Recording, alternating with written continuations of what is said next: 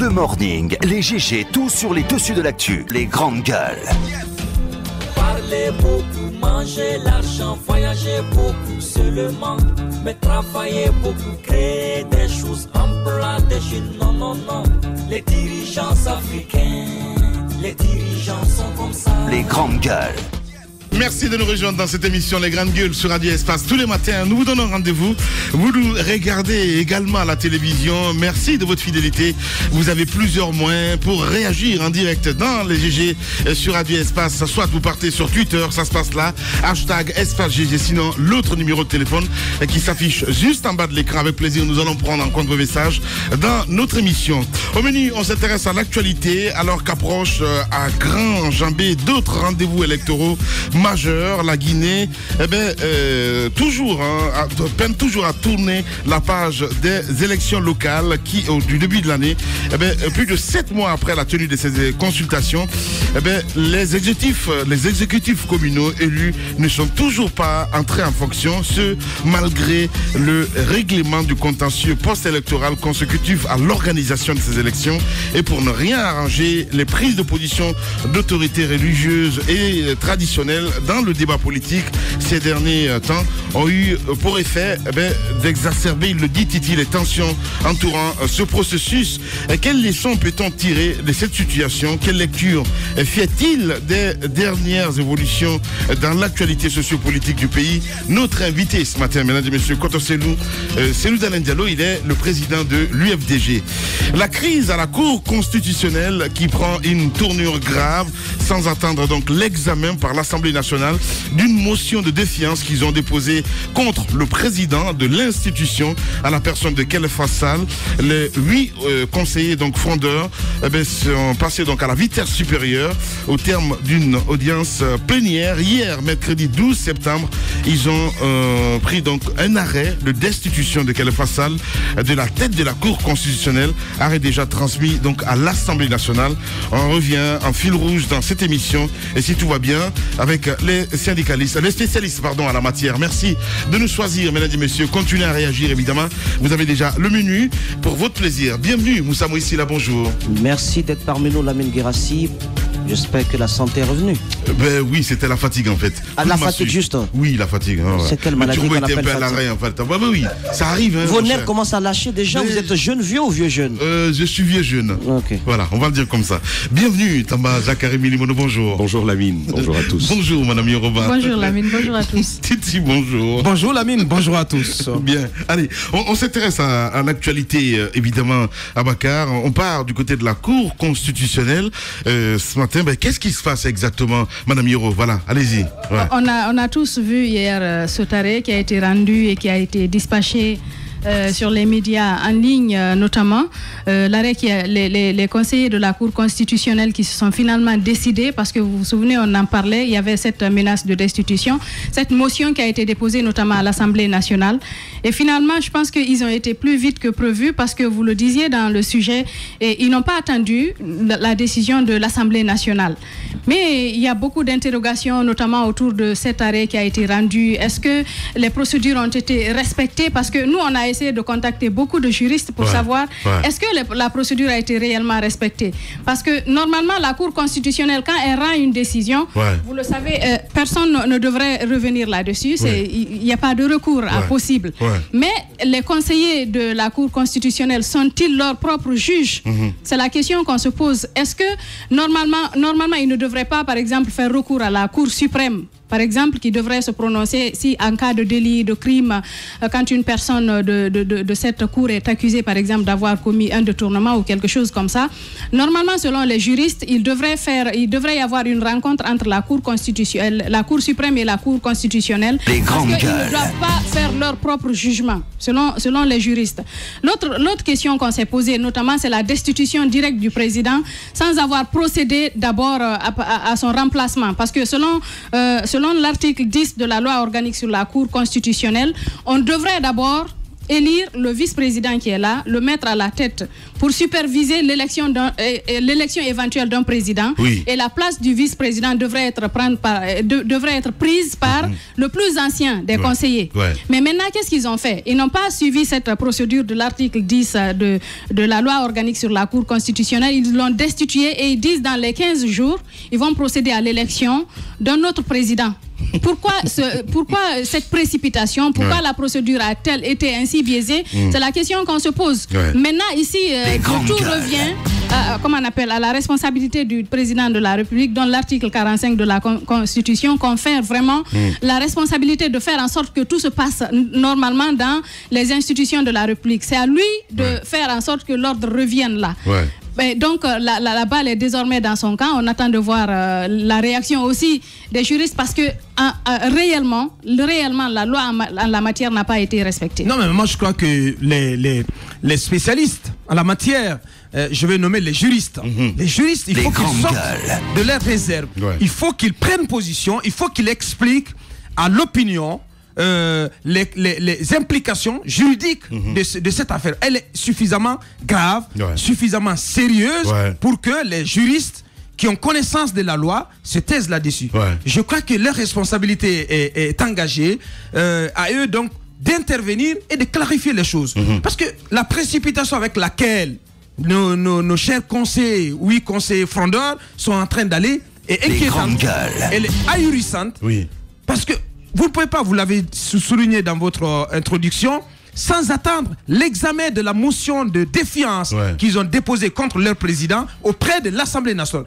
Sans attendre cela, ils sont passés à la vitesse supérieure pour déjà prendre un arrêt de destitution de leur président. Moi, je ne comprends pas cette précipitation, cette vitesse éclair avec laquelle ils vont dans cette fronde. Vous avez sollicité l'Assemblée nationale en déposant auprès d'elle une motion de défiance. Mais attendez, bon sang de Dieu, que cette assemblée se prononce. Ou bien, vous vous êtes rendu compte que votre démarche auprès de l'Assemblée nationale n'a pas de chances de prospérer. Les grandes gueules. Vous avez changé de fusil d'épaule. Parce que selon les informations que j'ai glanées, cette motion de censure, de censure de défiance, qui était déposée auprès de l'Assemblée nationale, lorsqu'elle était examinée, elle devrait l'être à l'aune de la loi organique, comme Mme Yero l'a dit, portant création, fonctionnement et attribution de la Cour constitutionnelle. Et quand on parle de loi organique, il faut que les 2/3 de l'Assemblée nationale votent ainsi et constatent ainsi ou donnent une suite à cette motion de défiance. Et pour avoir les 2/3 des députés à l'Assemblée nationale, il faut qu'il y ait des députés de l'opposition qui se joignent éventuellement au vote des députés de la majorité présidentielle à l'Assemblée nationale. Parce que dans un premier temps, a priori, on peut estimer que les députés de la mouvance présidentielle, tous soupçons gardés, peuvent voter et soutenir la motion de défiance. Allons avec ce postulat. Mais pour avoir les 2/3, il faut des députés de l'opposition, de l'Alliance républicaine, mais aussi surtout du groupe des députés de l'UFDG. Ce qui n'était pas garanti, ce qui n'était pas donc obtenu d'avance. C'est peut-être pour cette raison, puisque sachant que cette démarche n'avait aucune chance de prospérer, qu'ils sont passés à la vitesse supérieure en se réunissant en plénière, en audience plénière des 8 conseillers pour donc prendre cet arrêt. Cet arrêt, les juristes ont l'obligation donc de se prononcer là-dessus. Ils veulent se donner un nouveau président dans 15 jours. Les grandes gueules. Et l'arrêt dit, donc c'est un arrêt d'empêchement du président Khalifa Sall d'exercer ses fonctions de président. Donc c'est à quoi on s'attend aujourd'hui. C'est qu'on empêche le président Khalifa Sall d'entrer d'accéder à ses bureaux. Parce qu'ils l'ont fait aujourd'hui. Donc on attend donc d'assister à ce gros théâtre. Ce qui se passe est honteux pour notre pays. C'est honteux. Vous savez, les arguments avancés par ces frondeurs, notamment sur le point de la gestion administrative et financière, ils accusent, ils portent des accusations contre le président Khalifa Sall. Mais il ne s'est pas avéré la mine. Ce à quoi moi je m'en tiens, c'est cette mission d'inspection de l'État qui a été conduite par l'inspection d'État pour travailler pour examiner la gestion financière qui est celle du président Khalifa Sall. Les grandes gueules. Les ressources mises à la disposition de la Cour constitutionnelle. Il y a un rapport qui a été rendu public à cet effet. Ce rapport existe. Ouais. Ce rapport a constaté qu'il n'y a pas de manquement, qu'il n'y a pas de problème. Et malgré tout cela, ils ont exigé qu'il y ait un comité de trésorerie, alors que le président de la Cour constitutionnelle est le seul ordonnateur du budget de la Cour constitutionnelle. Donc ils ont fait ce forcing-là. C'est un organe qui n'existe pas, qui n'est pas prévu dans la loi organique portant création, attribution et fonctionnement de la Cour constitutionnelle. Il faut aussi rappeler que le président de la Cour constitutionnelle, parce que étant seul ordonnateur du budget de la Cour constitutionnelle, est le seul membre de la Cour constitutionnelle qui est soumis à l'obligation de déclaration de biens. D'accord. C'est à ce titre-là qu'il est le seul qui rend compte, qui déclare ses biens au moment d'entrer en fonction et qui les déclare aussi au moment d'en sortir. Je crois que c'est un gros théâtre. Il faut donc qu'on mette fin au cirque qui est en train de se jouer à la Cour constitutionnelle. Tout ça n'est pas à l'honneur de la démocratie guinéenne. Bien, Titi, allez-y, mon cher Tamba. À quoi s'en tenir finalement, sinon que répercuter le propos, le discours savant qui est placé sur nos lèvres par ces gens qui ont fait du droit. Malheureusement, ils nous perdent. Je n'ai pas envie d'aller bien loin ce matin au sujet de cette destitution du président de la Cour constitutionnelle. Il y a quand même des réactions de spécialistes, là je parle de juristes, qui estiment que motion de défiance ou même vote de cette motion par l'Assemblée nationale, ce n'est pas une mesure possible, ce n'est pas une mesure consacrée par nos textes de loi. Mais comme je le disais tantôt, que pourrait apporter un journaliste non spécialiste, quel regard pourrait avoir un journaliste non spécialiste sur cette question, que de reprendre tout simplement le discours qu'on lui propose. Moi j'ai envie de dire, faut pas aller bien loin. Il y a des spécialistes du droit dans ce pays. Quand on parle de droit, ils sont pressés. Là, ils se targuent de certains diplômes, ils se bombent la poitrine. Je suis docteur en droit. Professeur Zogbelemou, c'est peut-être le moment. On parle de lui comme seul professeur constitutionnaliste suffisamment bien outillé, suffisamment sachant des questions de droit en Guinée. C'est le moment de se lever et de dire au peuple ce que dit la loi. L'interprétation de la loi, le fait de la dire, vous revient, vous qui avez fait des études dans ce cas de figure-là. Il ne faut pas aller chercher ailleurs la réponse que nous avons sous nos yeux, sous nos pieds ici. Il appartient aux juristes. Ceux-là pour lesquels l'État guinéen a déboursé des fonds, ceux pour qui l'État a consacré des efforts de formation, il leur appartient à eux de nous dire ce que la loi dit, parce que ce que nous traversons actuellement est bien grave. Autrement, il faut dire tout simplement, bravo, monsieur Alpha Condé, le troisième mandat contre lequel Khalifa Sall s'était levé lors de votre investiture n'a que fait prendre son chemin et dès maintenant, je pense que c'est tout le boulevard qui est ouvert si on n'a pas réglé cette crise à la Cour constitutionnelle. Allez-y, Moussa Moïsi, là. Moi, je pense que ce qui se passe au niveau de la Cour constitutionnelle confirme les appréhensions que beaucoup de personnes avaient, notamment dans ce studio, par rapport au choix même de ces nouveaux conseillers-là, la manière par laquelle ces conseillers-là ont été tirés au sort. Parce qu'à l'époque, on en avait parlé dans ce studio. Mais j'aimerais quand même que les Guinéens comprennent qu'il ne s'agit pas d'un tribunal de première instance ou d'une juridiction. Il ne s'agit pas de la Cour d'appel, il s'agit de la Cour constitutionnelle. Siège même de la sagesse démocratique. Je pense qu'il y a... Je m'entends quand je parle, je ne comprends pas. Alors, donc, on ne peut pas quand même jouer avec. C'est assez sérieux. Il s'agit du devenu de la nation. Et ailleurs, pas très très loin, au niveau des voisins d'à côté, certains présidents ont essayé de toucher à cette sagesse démocratique. Parce que la Cour constitutionnelle, pour que vous puissiez vous présenter aux élections présidentielles, elle intervient. Pour que vous puissiez, on puisse vérifier que vous êtes physiquement, que vous avez une santé qui réponde aux normes, elle intervient dans le choix de ces candidats-là, dans le choix même, l'étude des dossiers de candidature, la Cour constitutionnelle, mais également du contentieux électoral. Donc, c'est le nerf de la démocratie dans un pays. Oui. On ne peut pas s'amuser avec. Alors, lorsque quelqu'un qui est au pouvoir, qui est au crépuscule de son régime, de son pouvoir. Parce que pour notre président actuel, il reste pratiquement 2 ans. Et lorsqu'on essaye, et comme ça, parce qu'on est au-dessus de la mêlée, dit-on, mais lorsqu'on voit la façon par laquelle ces sages sont entrés à la Cour constitutionnelle, on se rend bien compte que le problème n'est pas très loin du palais Sékou-Touria.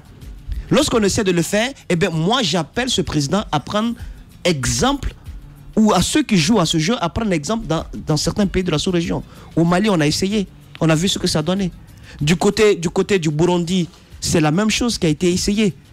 Ici, je pense que ça va être une acrobatie intellectuelle, mais qui ne produira aucun résultat. Les grandes gueules. L'article 5, alinéa 3 de la loi organique prescrit qu'en cas de crime ou de délit, les membres de la Cour constitutionnelle sont justiciables de la Cour suprême. Donc, au regard de ces dispositions pertinentes de la loi, il y a lieu de constater que la motion de défiance n'est pas prévue par la loi pour destituer le président de la Cour constitutionnelle. Oui. Passer par l'Assemblée nationale ou quoi que ce soit, c'est pas prévu. En dehors du vote de la loi organique, l'Assemblée nationale n'a aucune compétence à l'égard du statut des membres de la Cour en fonction. Alors, la question qu'on se pose, c'est pourquoi les 8 membres de la Cour constitutionnelle ont rédigé la motion de défiance et l'ont déposée à l'Assemblée nationale. D'autant qu'en vertu de l'article 101, alinéa 1er de la Constitution, les membres de la Cour constitutionnelle sont inamovibles pendant la durée de leur mandat. C'est la loi qui a prévu, parce que le Constitution savait qu'il pouvait y avoir des velléités de chercher à destituer le président de la Cour constitutionnelle. Donc, par conséquent, les membres de la Cour constitutionnelle avaient quelques griefs précis. Si ces griefs-là portaient sur la gestion financière de cette institution, je pense que la démarche aurait été totalement différente. Parce que partout où l'État envoie 1 franc 1 centime de fonds publics, je pense que l'État, ce même État, met en place des mécanismes de contrôle assez adéquats pour savoir si ce fonds-là a été utilisé à bon escient. Mais le chemin par lequel ces 8 conseils sont passés est totalement différent de celui qu'ils auraient dû emprunter si l'objectif poursuivi était démocratiquement sain, démocratiquement transparent. Mais ce n'est pas le cas. C'est démocratiquement trouble et effervescent, et ça risque de mettre sens dessous ce pays si on ne se lève pas. Ce n'est pas une question d'opposition, ce n'est pas une question de mouvance, ce n'est pas une question de société civile, c'est une question de république. Et évidemment. Notre république est assise sur comment on appelle, un livre, c'est la plus suprême des normes. C'est la Constitution. Celui qui veille à sa régularité, c'est la Cour constitutionnelle. On ne peut pas s'amuser que pour des intérêts égoïstes, des gens cherchent à semer le trouble dans la maison de la sagesse. C'est la maison de la sagesse nationale. On ne peut pas l'accepter dans un État démocratique. Donc ces velléités doivent cesser au plus vite. Ces velléités doivent cesser. Et moi, on a soulevé quelques questions ici. J'ai pensé qu'au lendemain de ces interrogations, les personnes citées allaient au moins réagir. Quand on se pose des questions sur les conditions par lesquelles vous êtes entré à la Cour constitutionnelle, vous ne répondez pas aux critères. Parce que c'est quand même des interrogations assez sérieuses. Si vous n'avez pas l'âge, c'est la loi qui le dit, vous ne pouvez pas entrer. On a vu le cas du jeune commissaire du côté de la HAC. Son bras de fer avec Joachim Baba, son bras de fer avec Martine. Mais c'est pas que la loi ne badine pas là-dessus. On soulève des interrogations par rapport à ce critère d'âge. Vous avez été cité là-dessus. Et je pense qu'un membre d'ailleurs de cette Cour constitutionnelle a fait les bancs avec Abaka Diallo. Abaka, peut-être que, je ne sais pas, mais il y a peut-être au carbone 14 la possibilité de faire vieillir assez vite ces os au point de répondre aux critères de 45 ans. Si tel n'est pas le cas, mais par quel miracle, bon sang de bon Dieu, on peut quitter subitement et de façon assez superstitieuse, parce qu'en Afrique tout est possible. On peut quitter de 35 ans à 45 ans, 10 ans en un coup. Mais il faut qu'on se pose des questions. C'est pas possible. Soit on décide de marcher en fonction d'un homme, ou on décide de croiser les bras et de laisser faire. Et si nous croisons les bras aujourd'hui, nous serons comptables d'une situation dont nous serons tous responsables. Parce que dans ce pays, je vous le dis, les véritables coupables, ce ne sont pas ceux qui font mal, mais c'est ceux qui peuvent agir contre cela, mais qui croisent les bras. Moi, je pense que j'ai salué la réaction de Moussa. Et on a vu déjà l'opposition qui a commencé déjà hier à rier dans les brancards, à dénoncer ce qui se passe à la Cour constitutionnelle. Justement. Mais j'ai dit ici que l'opposition doit le faire et d'autres organisations donc de la société civile doivent agir avec plus de vigueur. Nous sommes à un tournant assez décisif. C'est une crise qui est comme une sorte de tournant majeur dans le processus d'ancrage démocratique de notre pays, mais aussi dans l'ensemble des processus électoraux devant conduire notre pays au cap 2020. Il ne faut pas qu'on se leurre, il ne faut pas qu'on se voile la face. C'est une crise majeure. On ne peut pas se permettre d'assister à cela en spectateur amorphe. Ce n'est pas possible. Le peuple de Guinée, donc toute obédience confondue, en tout cas tous ceux qui croient au processus de démocratisation de notre pays doivent se lever pour mettre au là à cette crise, pour freiner cette hémorragie qui risque d'emporter une institution, comme Moussa l'a dit, qui est l'institution qui veille à la régularité de notre constitution. Moussa a rappelé les différentes fonctions assignées à cette Cour constitutionnelle. Le choix des médecins qui doivent se prononcer sur l'état de santé des candidats, la validité des candidatures. Nous savons, c'est pas un secret, c'est un secret de polichinelle, ce que je voulais dire, les intentions qui sont derrière cette situation. Parce que c'est une institution qu'on veut miner de l'intérieur, qu'on veut abattre pour laisser un boulevard ouvert à un projet, à un agenda caché. Donc je crois que tout le peuple de Guinée a l'obligation de ne pas assister à cela en spectateur amorphe. Bien, allez-y Tamba. Tout le peuple de Guinée, on a vu le peuple de Guinée s'émouvoir sur beaucoup d'autres questions. Mais là, il s'agit de droit, il s'agit de texte. Aboubacar, tu as vu la difficulté éprouvée à trouver un juriste qualifié pour nous parler de cette question. Moi, je pense qu'il faut déjà leur dire à eux, parce que c'est de là que ça doit procéder. C'est un gâteau très chaud, hein. Parce que ce qui se passe, non mais attendez, Aboubacar, en préparant l'émission, a appelé quelques juristes, mais qui se disent, non, on prend le temps, on va voir, peut-être la semaine moi, prochaine, c'est ce qui me gêne. Il y a un moment, je pense que, face à l'histoire, il faut prendre ses responsabilités. Lamine Guirassy, moi, c'est ce qui me gêne. Ouais. Depuis un certain moment, depuis déjà ces commissaires qui se sont retrouvés catapultés là-bas à la Cour constitutionnelle, vous vous rappelez de certains dont on a parlé ici, les grandes gueules. Moïse en rappelait certains. Oui. Depuis ce moment, on n'a entendu aucun juriste. Ça, c'est un premier regard. Ensuite, il y a cette fameuse motion de déviance suffisamment inventée et qu'ils nous ont apportée là. Aucun juriste n'a voulu parler ailleurs. Comment ça se passe? Quand il y a des questions spécialisées comme ça qui sont mises sur la table, on va dans les universités et on prend ces gens qu'on dit agrégés en droit. Et Togba, qui est agrégé en droit, le ministre Damantan me le rappelait tout à l'heure, il est agrégé en droit, mais ça sert à quoi finalement? C'est pour des rendez-vous comme ça, pour ces moments de l'histoire. Et moi, je n'ai pas envie que l'on continue à dire parti politique, il faut qu'on se lève, société civile, il faut qu'on se lève, nous autres, il faut qu'on se lève. Nous, on est déjà debout. On se lève tout le temps. Il faut que ces agrégés aussi jouent leur rôle. C'est à eux de nous dire ce que la loi dit. Et c'est sur cette base que le combat peut être construit. Si on ne sait même pas ce que l'on va défendre, ce n'est pas le discours profane que l'on va aller opposer à des spécialistes du droit qui ont choisi de suivre une autre voie. Il faut leur dire à eux de nous dire la loi. C'est tout aussi simple. Bien. Tamba Zakari Milimono. Allez-y, madame, pour clore. Je pense qu'Aboubacar a commencé quelque chose qui est très intéressant. Notamment, vous savez, la Cour constitutionnelle, c'est elle-même qui arrête la liste des candidatures au niveau de l'élection présidentielle. Et à part ça, il y a le collège des médecins qui doit se prononcer sur la santé des différents candidats, mais il y a aussi ces magistrats qui sont désignés pour être à la tête des différents CACV, comme ce qu'on a connu lors des élections, comme on appelle, des élections locales récemment, où des magistrats ont décidé d'eux-mêmes d'annuler des PV de certains bureaux de vote. Je pense que c'est quelque chose qui est très important. C'est une institution, je dirais, c'est l'une des plus importantes de la République. Ouais. Et je pense qu'avoir des marionnettes en son sein ne serait pas quelque chose qui ferait aider le pays à avancer.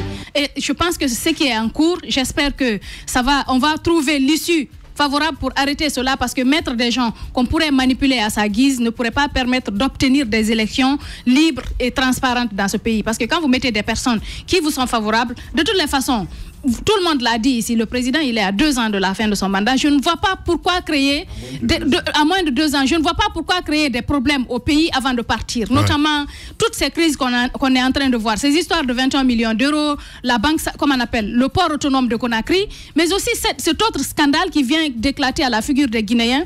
Et je ne voudrais pas que les gens restent à observer cela de façon amorphe comme on a l'habitude de le faire. La société civile, tout le monde, chacun doit réagir parce que c'est une question... Passif, hein. Les gens sont passifs dans ce pays. On observe le peu de personnes qui réagissent, après on se met à les critiquer. On estime que oui, vous voulez appeler les gens à faire de l'incitation à la révolte. C'est pas de l'incitation, c'est une question de conscientisation. Il faut que les gens prennent conscience de la situation. On ne va pas rester tout le temps à la queue du monde à donner le mauvais exemple. Ce qui vient de se passer, je pense que ça n'honore pas du tout la Guinée. Bien, allez-y Moussa. À ces 8 conseillers, je veux juste dire, votre motion de défiance est juridiquement défiante. Je voulais ici rappeler le cas du Madagascar. Je ne sais pas, ça semble être passé inaperçu. Au Madagascar, on se prépare pour les élections présidentielles. Il y a des candidats. Il y a des candidats venant de l'opposition, donc des anciens présidents et tout ça. Mais l'actuel président, qu'est-ce que la loi lui a imposé? C'est de démissionner 60 jours avant le jour du scrutin. Il l'a fait. Le président sortant, il a démissionné 60 jours, dans 2 mois. La portée de cet acte, c'est quoi? C'est qu'il faut permettre une égalité des chances aux différents compétiteurs. Le président sortant ne peut pas rester au pouvoir et disposer de l'appareil d'État, des ressources de l'État et en ce moment souhaiter qu'il ait, espérer qu'il ait une égalité des chances entre les candidats en liste. Ce n'est pas possible. Je pense que ce sont des réformes comme ça qui font date dans l'histoire, qui font tache d'huile, qui doivent être encouragées dans notre pays au lieu de se livrer à ce spectacle assez triste. L'heure est grave, Lamine. L'heure est grave, voilà. Titi, allez-y. Je pense que quand on est au pouvoir et qu'on tient les rênes de la gestion publique, on doit être celui-là qui vend la paix mieux que quiconque dans le pays. Parce qu'on se sent quand même responsable de certains chantiers, aussi de certains acquis. Donc on ne peut pas quand même être celui-là qui prêche le trouble, qui prêche l'effervescence dans le pays. Donc on n'a pas encore fini avec cette crise soulevée au lendemain de la tenue des communales. On a du mal d'ailleurs à installer ces exécutifs communaux. On parle d'une situation, d'un deal politique, d'un arrangement politique qui a été trouvé afin de bypasser complètement la loi qui, elle, a été sacrifiée à l'aune donc des intérêts politiques. On n'en a pas fini. Mais à bon sens de bon Dieu, pourquoi vouloir créer une autre crise beaucoup plus grande, beaucoup plus grave au sommet de la Cour constitutionnelle? C'est la question que je me pose. Alors, quand on gère le pays, on souhaite la paix ou on souhaite qu'il y ait toujours de la contestation des troubles? C'est la question aujourd'hui que je me pose. Il faudrait que, très bonne question, il faudrait que les gens fassent attention. Il ne faut pas commencer quelque chose dont on ne connaît pas l'issue. Allez-y. Moi, j'ai envie de dire qu'il faut quand même constater que la Guinée est un pays tout à part, un pays différent. Abakar rappelait ce bel exemple malgache. J'ai envie de dire que là-bas, c'est 60 jours. Mais même si on donnait 365 jours à M. Alpha Condé, à l'écart, et qu'on confiait la gestion à Claude Kondiano pour organiser des élections dites équilibrées, eh bien, je vous dis, son influence allait se passer. Parce qu'au-delà de tout, même ces dispositions constitutionnelles ne peuvent être réglées que lorsque la justice fonctionne convenablement. Bien. Parce que ce qu'on vise à la fin, c'est que chacun puisse, dans la mesure des limites que lui confère la loi, puisse exercer son rôle pour bâtir cette démocratie-là. Mais personne ne veut finalement jouer son rôle. On parle du président de la République, mais parlons de ces hommes de justice. Eux aussi, ils ne font pas leur travail. On parle des politiciens qui ne font pas leur travail. Finalement, personne ne veut faire son travail dans ce pays-là. Et c'est pourquoi, encore une fois, il faut interpeller qui de droit? Des hommes de droit pour nous lire le droit. Bien. La Guinée face à son histoire. Souvenez-vous. Les grandes gueules. Monsieur le Président de la République, sur le chantier de l'histoire, ceux qui sont devant sont ceux qui sont en vue. Veuillez constamment avoir présent à l'esprit que quand on est devant, l'on doit être le référentiel, tandis que lorsqu'on est derrière, personne ne vous regarde. Alors demain, ne dites pas que les Guinéens vous fatiguent ou vous agacent. Considérez seulement qu'il vous en demande un peu trop. La conduite de la nation doit nous réunir autour de l'essentiel. Ne nous entourons pas d'extrémistes qui sont nuisibles à l'unité nationale. Évitez toujours les dérapages vers les chemins interdits en démocratie et en bonne gouvernance. Gardez-vous de succomber à la mélodie des sirènes révisionnistes, car si le peuple de Guinée vous a donné et renouvelé sa confiance, il demeure cependant légitimement vigilant. Politiciens véreux, fonctionnaires corrompus, promoteurs immobiliers voyous, justice passive. La Guinée devient-elle mafieuse? Les grandes gueules d'Adafo Média ne lavent pas plus blanc, mais vous permettent de défendre votre pays en vous informant. Avec les grandes gueules d'Adafo Média, dénoncez les turpitudes, nous garantissons le secret des sources. Envoyez vos documents à espacefmguinée.info, rubrique Contact. Les grandes gueules d'Adafo Média ou le socle de la liberté d'expression en Guinée.